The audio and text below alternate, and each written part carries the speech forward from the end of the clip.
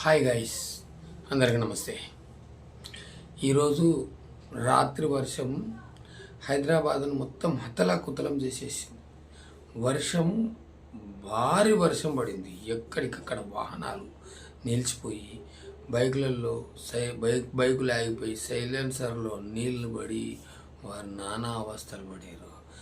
ఎక్కడంటే అక్కడ లోతట్టు ప్రాంతాలు అంటే డౌన్గా ఏదైతే ఉన్నాయో ఇళ్ళకు నీళ్ళు వచ్చి వాళ్ళ ఇండ్లు మాగమైపోయినాయి, డ్రైనేజీలు పొంగిపోయినాయి.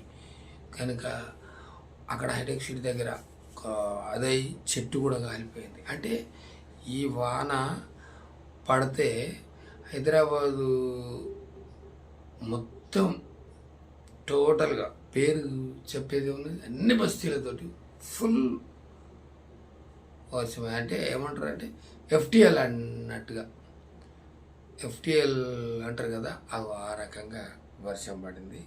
కనుక వర్షాలు పడితే ఖచ్చితంగా హైదరాబాద్లో ఉన్న ప్రజలు గమనించాల్సింది ఏంటంటే, ఎక్కడైతే వర్షం పడుతుందో కొద్ది టైంలో ఆలోచించుకొని అక్కడనే ఉంటే వర్షం పడి వెలిసిపోయిన తర్వాత ఇళ్ళకి వెళితే బాగుంటుందని.